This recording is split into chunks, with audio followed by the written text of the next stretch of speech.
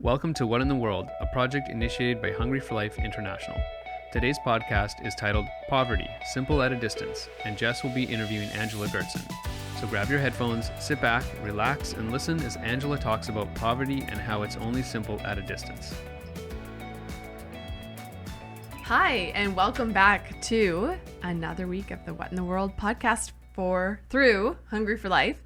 It's been a while since we've done one of these, so kicking it off today, we are talking to Angela Goertzen, our director of MFCs and TPS, a lifelong HFLer, about surviving poverty and how it's only simple at a distance. So, Angela, thanks for coming all the way 10 steps from your desk over to the podcast room.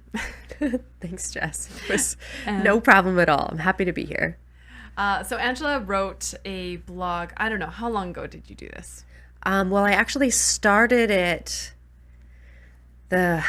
started the research for it almost a year ago. Okay. Chad Martz, our director of operations, was talking about some content that he wanted to put out on our website for blogs. And he said to me, one of the burning questions that I have is, like, how do people in countries with really low GDP and like not a lot of government supports, how do those people actually survive living in extreme economic poverty? Like how do they survive? How does it work? And I said, I don't know. He's like, well, why don't you write an article on that? And I said, gotta go. Sure, why not? And so that kind of started a journey of research and looking up different bits of information and trying to find articles on it. And actually, I couldn't find any articles on how, like, from that perspective, from people living in different communities throughout Africa, Latin America, Central America, Southeast Asia,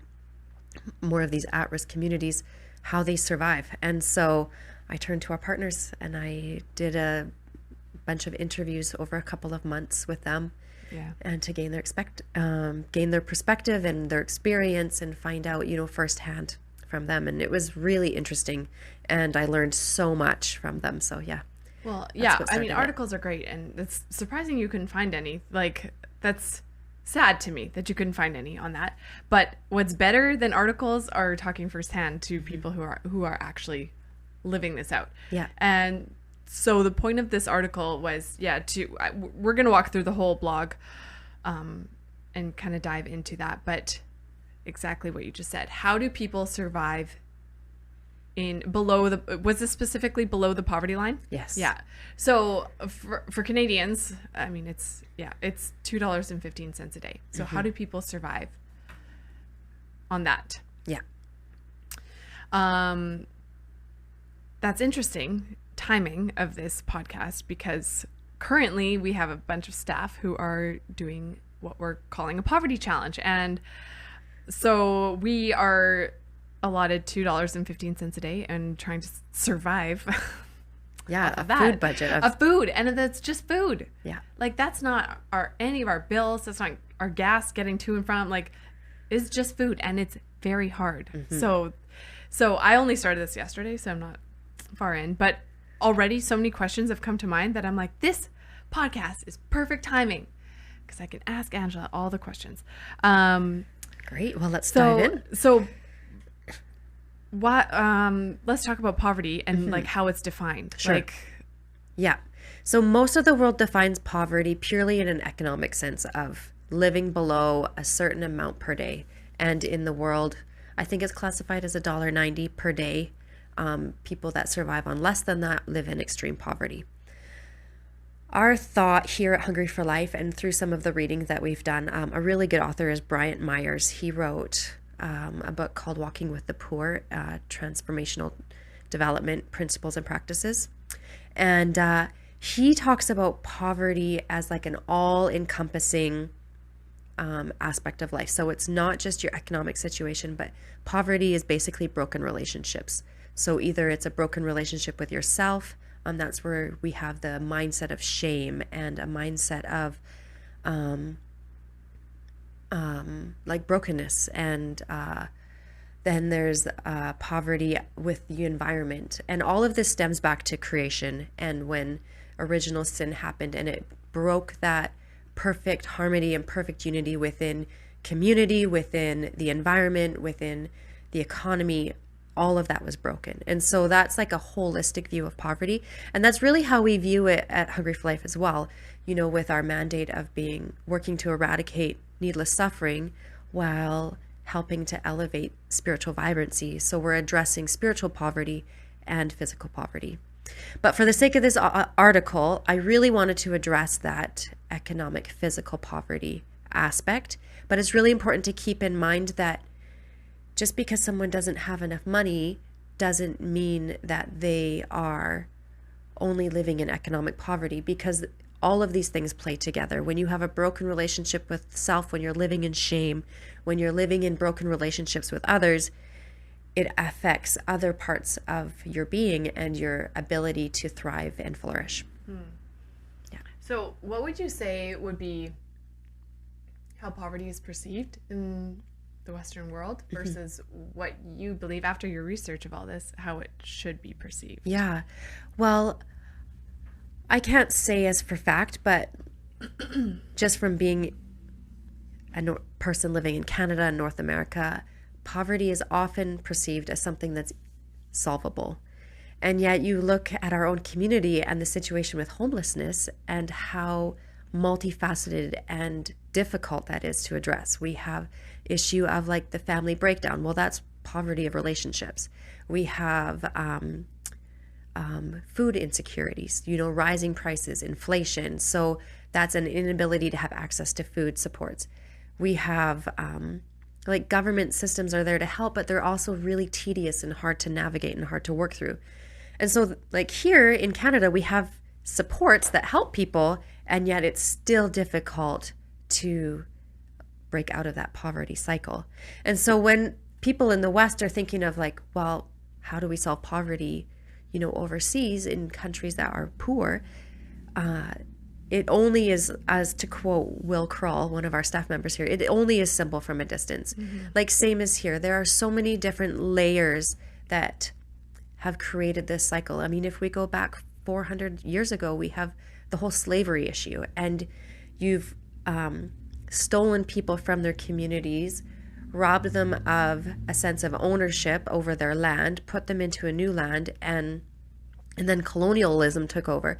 So even community members working in their countries were working for and giving all of those resources to a different country to use them, and being exploited in that way. So they lost the sense of ownership over their own resources. And there's a point in your article that talks about that that I want to get to. Sure. So you're kind of answering like why the gap between how we perceive it and how it should be perceived. Yeah. Maybe that's a strong statement. I don't like to make claims here, but you attached an article that listed or summarizes 11 causes of poverty around the world. And so I want to fly through the 11 just to provide a bit of foundation for and a bit of context. Yeah. So, I mean, in this article, it's a really good one, and it goes into explanation of each of these, which we won't do because we don't have time for. But number 1, inequality. Simple. Conflict. Yeah, conflict creates instability. If you don't know what's going to happen in your community tomorrow, if you're going to have a job, if you're not going to have a job, if you're going to have a house, not have a house, it's hard to break the cycle. Yeah. Hunger, malnutrition, and stunting. Poor healthcare systems, especially for mothers and children. That's a big one. Little or zero access to clean water sanitization. I didn't say that word right. That's okay. And hygiene. Feel free to jump in if you have points to add. Yeah. But I'll just fly through these if you don't. Climate change. Lack of education. Poor public works and infrastructure. Global health crises, including epidemics and pandemics. Yes. Lack of social support systems. Yeah. So that's like government support systems and social programming. And then lack of personal safety nets. Yeah. So, like reading the blog, a lot was focused on the lack of social support system. Yeah. Because that was the triggering question that prompted this article. Okay. Yeah. And a lot of our partners kind of had a common thread, a common denominator, which was, would you say that's accurate to say it was like the lack of social support systems? Yes. Yeah. Interesting list. Yes, very interesting. Yeah, and more than you would think. Like, it's not so simple. Yeah. Like how the pandemic played into perpetuating poverty, for example. And this is something that we did when we did the hunger virus challenge in 2020, where we learned about people unable to go to work. They were facing hunger more than they were facing the risk of getting sick. But businesses shut down and they weren't allowed to leave their homes. And when you get paid day by day, you don't have those reserves to go and like stock up on groceries or send somebody to get groceries. Yeah, that perpetuates the cycle. So people, a quote from the blog is, people living in extreme poverty may be able to climb out if they're only contending with a few of the factors listed above. Do you want to talk about that for a second? Sure. So like, again, it looks so simple for just, like save a little bit. Yeah. Get an education, get a job. Yeah. Get an education, get a job. That should be the answer to poverty. Okay. So I was one of the people that was really valuable in my interview was speaking with Evelyn and Benzie, our partner in Kenya, and also Pastor Silas. And they talked a lot about this. Get an education, get a job. Well, here's the situation. There's a few different factors. There's endemic poverty. So it's this mindset that's been for generations of a lack of education, uneducated parents, no value placed on having an education because parents are like, we don't have an education. Why do you need an education? So it's not just get an education, get a job, because there's not even a value placed on education. Also, education there can be a lot of barriers to education. So for example, in most of the areas where our partners are working, you need to be able to afford tuition. In Haiti alone, I can't remember the statistics specifically, but 80% of schools are privately run. So you only have 20% of government-funded school systems, and that's not enough to meet the population demand. So there's a tuition attached, there's a uniform attached, paying for their books attached to that, and if parents can't afford that, then the students don't go. In the case of Cambodia, I learned that they actually have to pay government bribes in certain communities to get their kids into school so that they can get an education. So there's barriers to just getting involved in education. So yeah, you have these communities where people are born into poverty. There's this mindset of this is our situation and there's just nothing we can do about it. And so when somebody can be elevated and get out of that situation, it's really encouraging to the community because it's like, oh my goodness, they did that, I can do that. And so it helps lift them out. I had my notes in the other room, but one of the things that Everlyn said to me as well is that one of the things that they're trying to do that's helping is also people who are uneducated, give them some vocational skills so that they can actually start getting some sort of work and getting a job, because it gives them a sense of accomplishment and pride in themselves, and it changes a mindset of, oh, I can't provide. There's a certain stigma attached to I can't provide, I just need to ask for food or I need to ask for money. And it affects your mental well-being and your mental health and how you view yourself in your community and in your society. One of the things that I learned from within Haiti from our partners is often if families aren't able to provide for themselves, they go to their extended family for support, but eventually that runs out. And eventually, their family members stop picking up the phone and they don't want to be associated with them because they're only asking for handouts, only asking for help. And so it really puts them in this isolated situation. Yeah, and something I love how you took samples from each country or different continents even to demonstrate what you're talking about here, because every country is different. I made a note. I just circled tribalism and I said, what is it and how does it play in? I'm not sure my thought behind when I made that, but can you talk about how what is tribalism and how does that play into poverty? So in a lot of these places, there are some government support. So, for example, in Kenya, they have a program that sponsors students for vocational training, like to go to technical or polytechnic type institutions. However, if you're not of a majority tribe, you're more of a tribe that's not, represented well in government, your access to those resources is limited. So it's a form of racism, really, just under the term of tribalism. If you have a certain last name, you're identified with that tribe, then your ability to access government, any sort of government supports that there are, or your ability to get into schools or get a job, if a large company identifies with a specific tribe, they're not willing really to hire outside of that. So there's specifically in the case of Kenya and Uganda, there's tribes that are more populous and have more influence, and so they will use that to influence who their what's the word that I'm looking for, chosen groups are that they're going to support, while the other ones are left on the outside. And would you say that's similar in Haiti? Yes, in Haiti it's not quite the same. I would say in Haiti it more has to do with Like who you certain know. families, right? There's certain families, Right. yes. There's certain families that are very well off and control the country, control a lot of the business that's going on. And so they will use those family connections to support each other. So that's more in the case of like family situations and who you know. Whereas in our other countries, it's that tribe of who you identify with. Right. Yeah.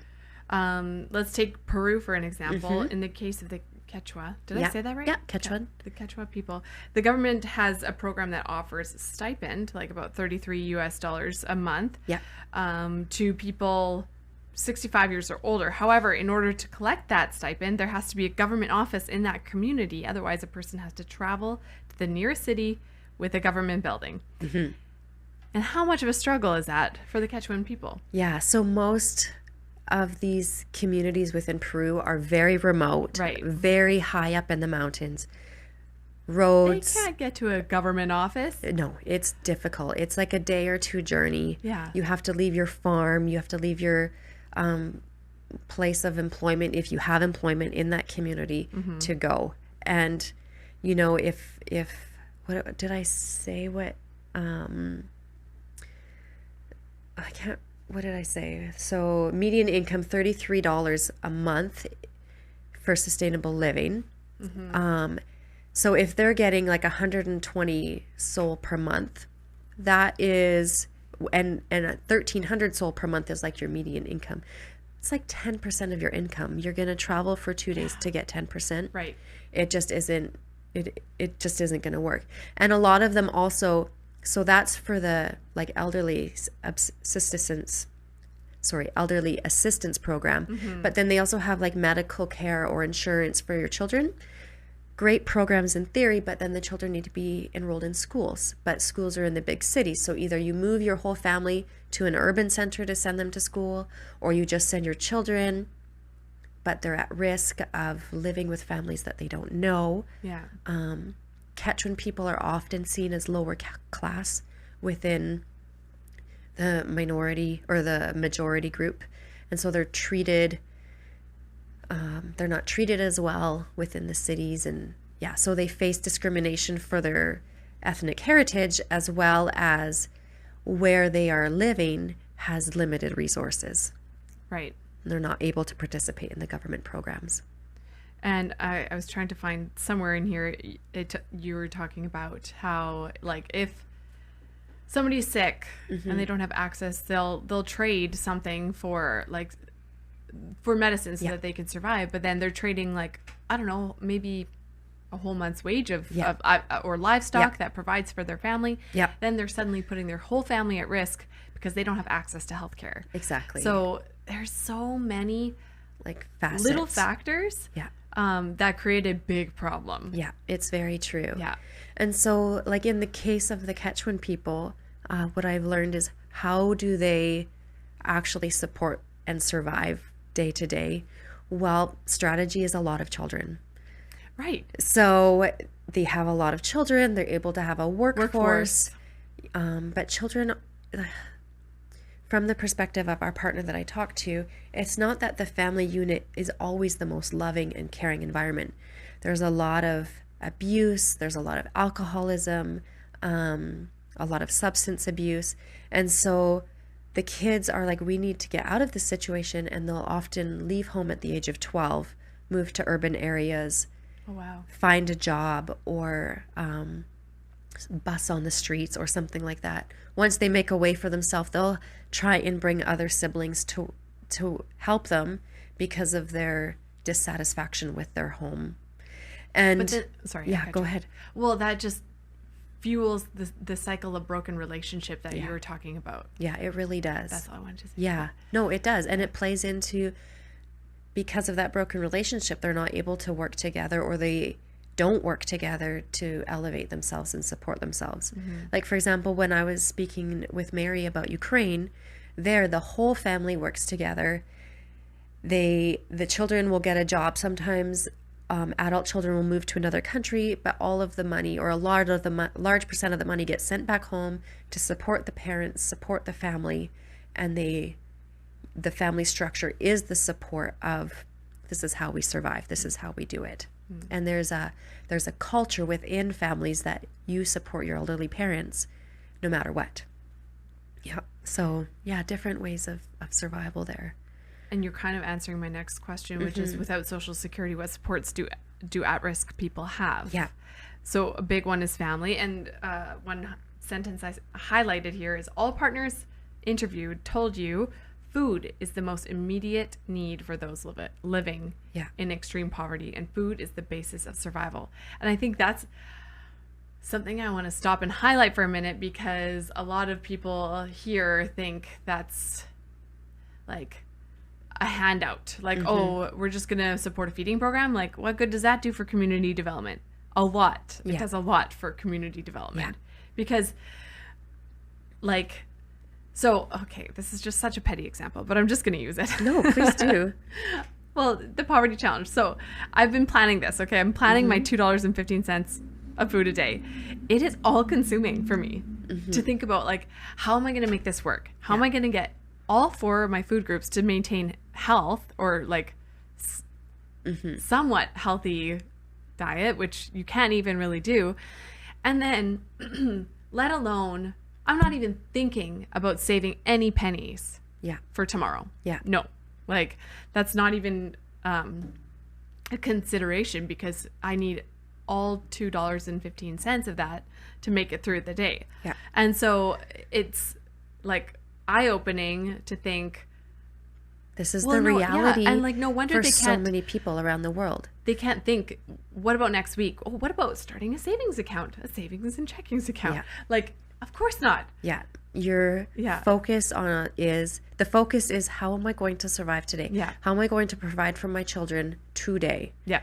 I don't have the capacity to even think about tomorrow or next year or in 5 years from now. I need to be able to feed my family today. Yeah. And I don't know, like, just when we were chatting in the lunchroom the other day, hearing from Will was really interesting. She said, by the end of the week, you know, you have lower calories. You actually don't even really care about other things. You are feeling depleted and tired.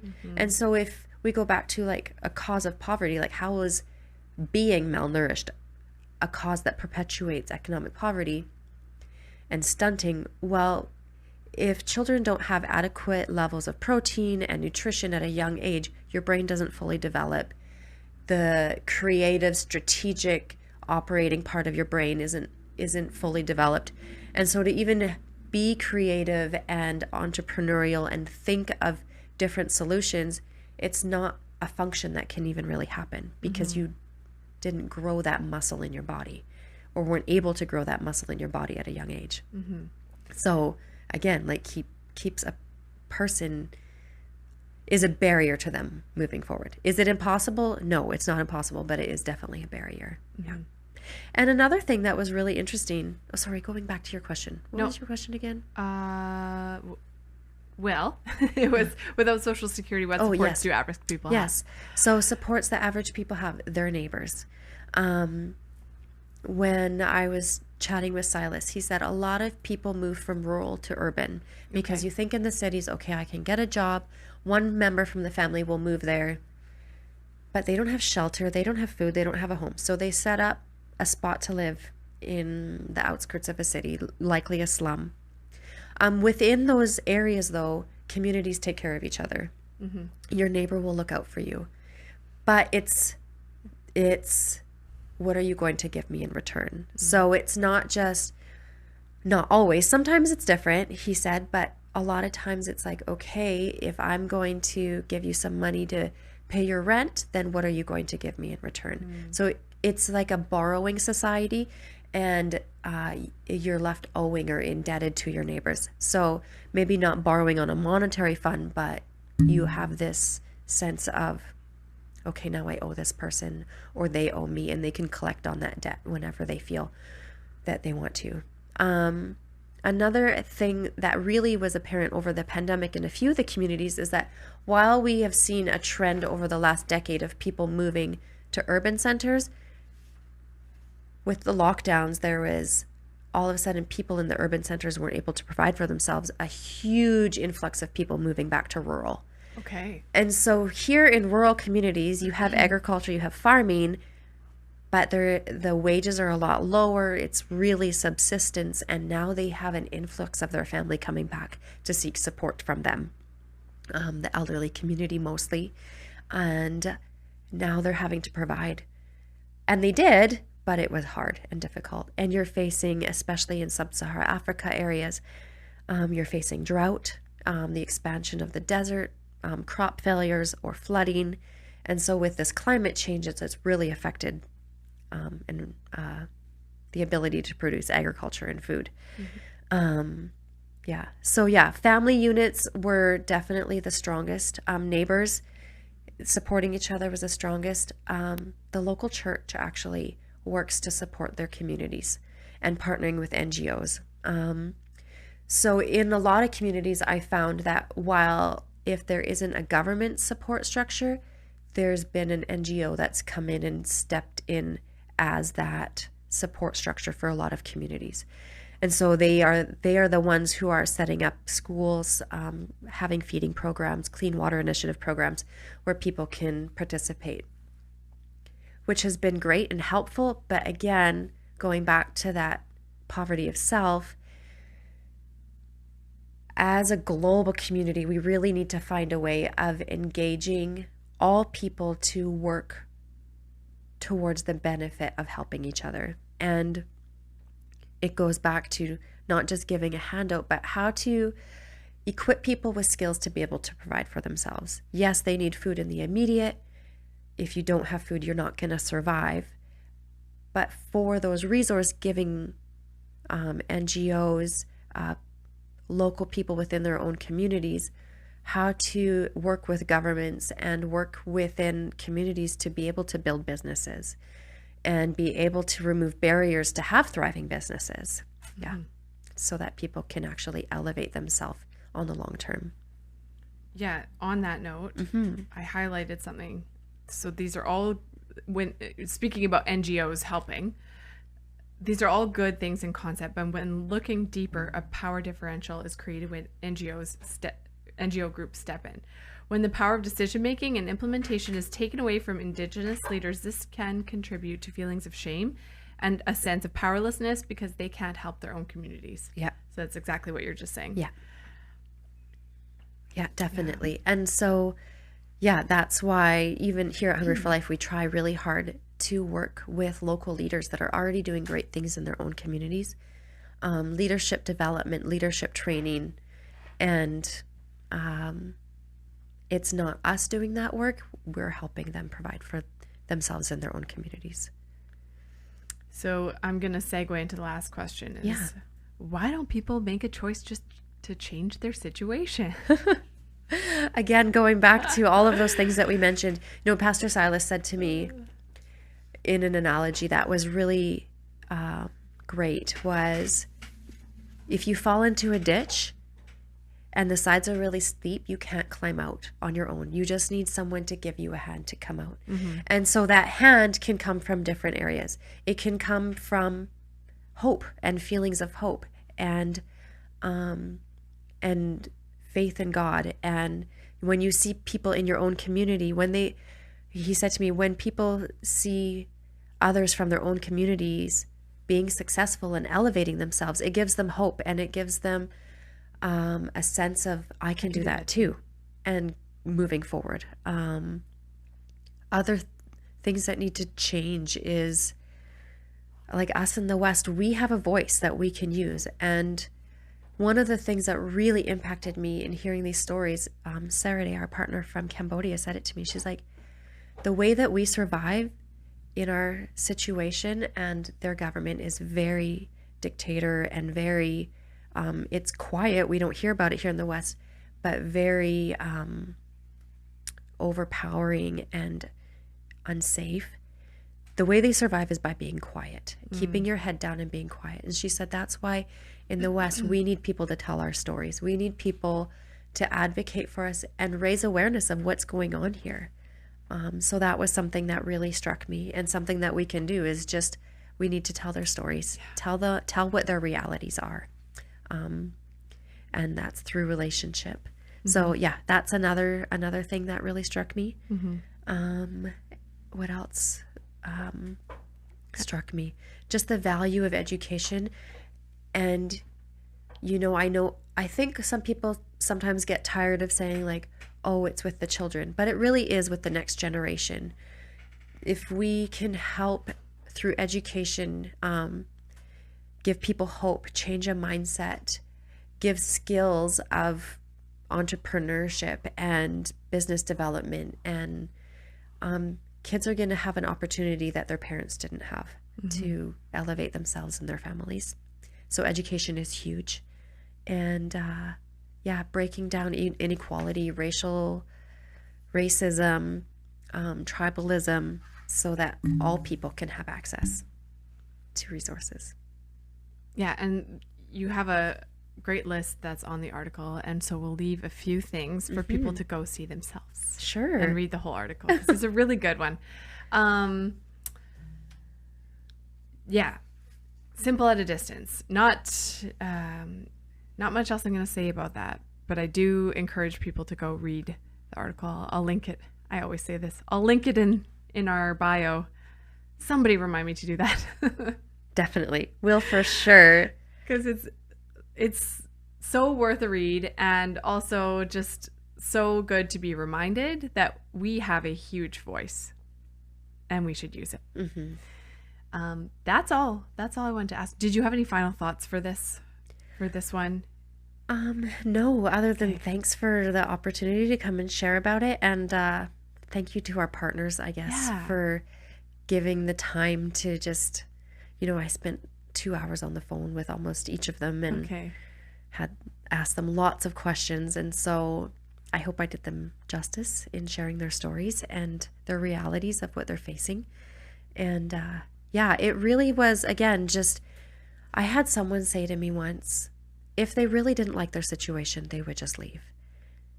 And it's their choice if they want to stay there or not. And I was just like, that is an ignorant statement. And hopefully through this research and through, telling the story of the reality of what a lot of different communities around the world face, it's not their choice just to stay in that situation. There are so many barriers to survival, let alone thriving. And it's important to be aware of here in the West.